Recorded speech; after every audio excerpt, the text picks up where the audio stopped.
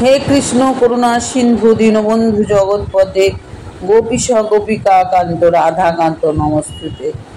জয় শ্রীকৃষ্ণ, রাধে রাধে।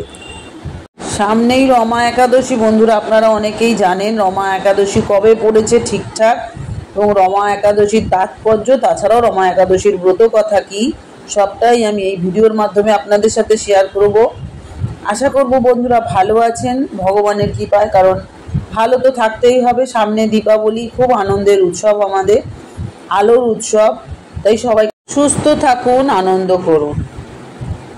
কার্তিক মাসে কৃষ্ণপক্ষের শুক্রবার এই একাদশী উপবাস পালিত হবে। রমা একাদশীর উপবাস ভগবান শ্রী বিষ্ণুর উদ্দেশ্যে নিবেদিত। রমা একাদশীতে পূর্ণ ভক্তির সঙ্গে ভগবান বিষ্ণুর স্মরণে জীবনে সুখ ও সমৃদ্ধি নিয়ে আসবে।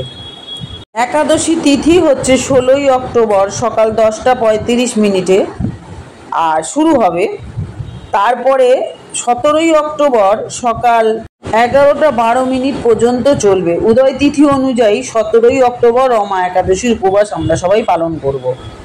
উপবাস ভাঙা অর্থাৎ পারণের দিন হচ্ছে পরের দিন 18ই অক্টোবর 2025। পারণ অর্থাৎ উপবাস ভাঙার সময় হচ্ছে 17ই অক্টোবর সকাল 6টা 24 থেকে 18ই অক্টোবর সকাল 8টা 41 পর্যন্ত। পারণ তিথিতে দ্বাদশীর শেষের সময় দুপুর 12টা 18। আপনারা জানেনই সনাতন ধর্মে কার্তিক মাসের কিন্তু একটা বিশেষ মাহাত্ম্য আছে, কারণ কার্তিক মাস হচ্ছে দামোদর মাস, শ্রেষ্ঠ মাসের মধ্যে। তো এই মাসটি বিষ্ণু এবং লক্ষ্মীকে সমর্পিত। দামোদর মাস কেন এত বিখ্যাত, এই নিয়ে কিন্তু আমি একটা ভিডিও আমার এই চ্যানেলে দিয়ে রেখেছি, আপনারা দেখে নিতে পারেন কেন এত গুরুত্বপূর্ণ আমাদের কাছে এই মাসটা। এই রমা একাদশী পালন করলে সমস্ত মনস্কামনা পূরণ হয়, পাশাপাশি ব্যক্তির ওপর লক্ষ্মী এবং নারায়ণের আশীর্বাদ বর্ষিত হয়। এছাড়াও শাস্ত্রমতে রমা একাদশী তিথিতে শিবের পুজো করলেও কিন্তু নিজের ভক্তদের সমস্ত মনোবাসনা পূর্ণ করেন ভোলেনাথ। এই দিনে আপনারা যদি ভাগবত পাঠ করেন তাহলে কিন্তু ভীষণ পুণ্য হয়, যেহেতু এই মাসটাই দামোদর মাস অর্থাৎ শ্রীকৃষ্ণের মাস। এই একাদশীর ব্রত কথা অবশ্যই কিন্তু আপনারা শুনবেন, কারণ ব্রত কথা না শুনলে কিন্তু ব্রত করে কোনো ফল লাভ হয় না, ব্রত কথা শুনতেই হয়।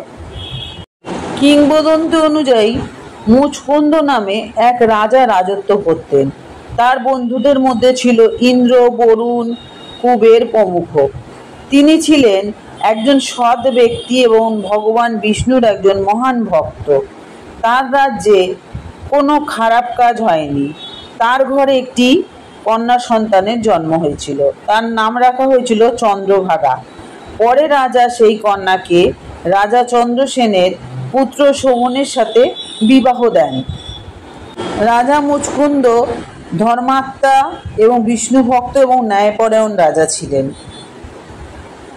এদিকে একাদশী তিথিতে সমস্ত রাজ্যের প্রজাগণ উপবাস করতেন। সামনেই তখন রমা একাদশী ছিল।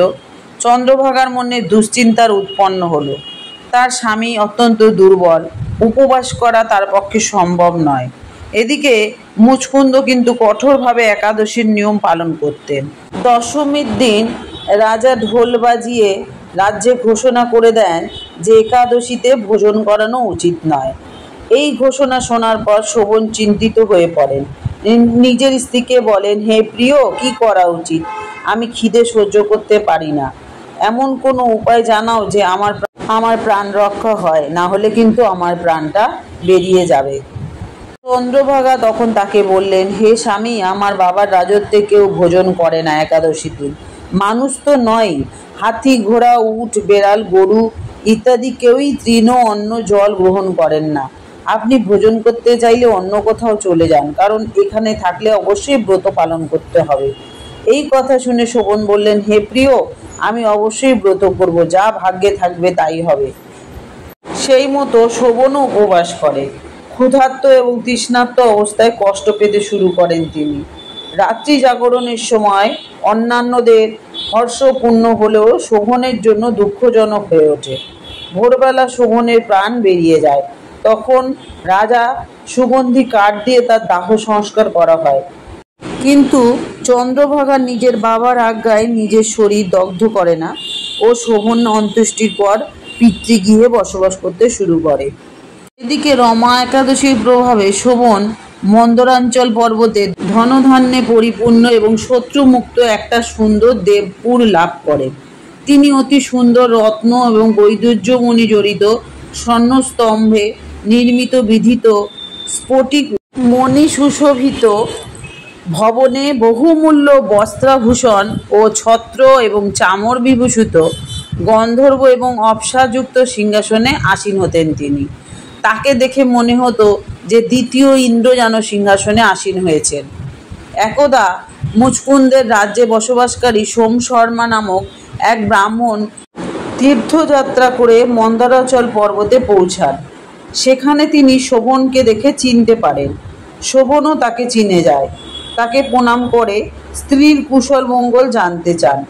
সোম শর্মা জানায় যে রাজা মুচকুন্দ ও তার স্ত্রী ভালোই আছেন, নগরের সবাইও ভালো আছে। এরপর সোম শর্মা তার কাছে জানতে চান যে তিনি কিভাবে এমন অতি সুন্দর নগর লাভ করলেন। তখন শোভন বলেন যে কার্তিক কৃষ্ণপক্ষের রমা একাদশীর ব্রতর প্রভাবে এই নগর লাভ করেছেন তিনি, কিন্তু এটি অস্থায়ী, তাই এটি স্থায়ী হয়ে যাক এমন কোনো উপায় সম্পর্কে জানতে চান শোভন। ব্রাহ্মণ শোভনকে জিজ্ঞাসা করেন যে এটি কেন অস্থায়ী, কিভাবে একে স্থায়ী করা সম্ভব। ব্রাহ্মণ এও বলেন যে একে স্থায়ী করার উপায় জানালে তিনি অবশ্যই সেটি পালন করবেন। শোভন জানান যে তিনি শ্রদ্ধা না রেখেই রমা একাদশীর ব্রত করেছিলেন, তাই ব্রতের পূর্ণ প্রভাবে রাজ্য তো পেয়েছেন, কিন্তু শ্রদ্ধা না থাকায় সেই রাজ্য অস্থায়ী। এরপর চন্দ্রভাগা সমস্ত বৃত্তান্ত জানাতে বলেন শোভন। তার মতে তখনই সেই নগর স্থায়ী হতে পারে। এই কথা শোনার পর সোম শর্মা রাজ্যে পৌঁছে চন্দ্রভাগাকে সমস্ত কথা জানায়। ব্রাহ্মণের কথা শুনে চন্দ্রভাগা অত্যন্ত প্রসন্ন হয়। ব্রাহ্মণকে এও জিজ্ঞাসা করে যে তিনি বাস্তবে এটা দেখেছেন নাকি এটা তার দেখা কোনো স্বপ্ন। তারপর ব্রাহ্মণ বলেন যে তিনি মহাবনে তার স্বামীকে স্বচক্ষে দেখে এসেছেন, পাশাপাশি অজেয় দেবনগরের সমান শোভনের নগরও দেখেছেন, কিন্তু সেটি অস্থায়ী। সেই নগরকে স্থায়ী করার উপায় করার কথা বলেন চন্দ্রভাগাকে। এদিকে চন্দ্রভাগা সেখানে গিয়ে স্বামীকে দেখার ইচ্ছা প্রকাশ করেন। সঙ্গে এও জানান যে তিনি নিজের পুণ্য প্রভাবে সেই নগরকে স্থায়ী করে দেবেন।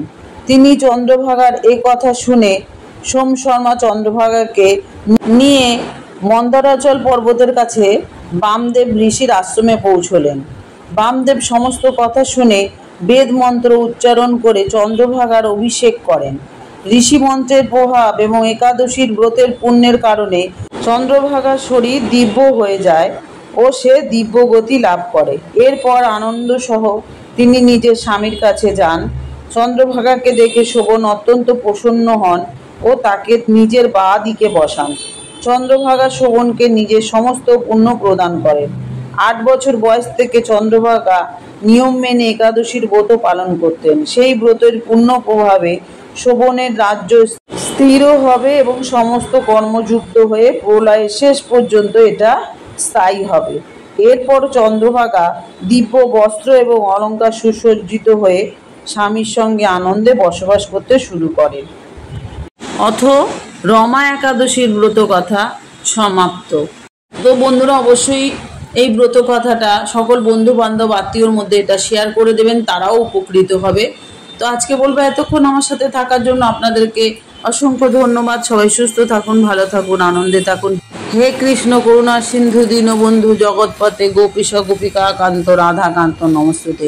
ওম নমো বাসুদেবায় নমো, ওম নমো বাসুদেবায় নমো, ওম নমো বাসুদেবায় নমো।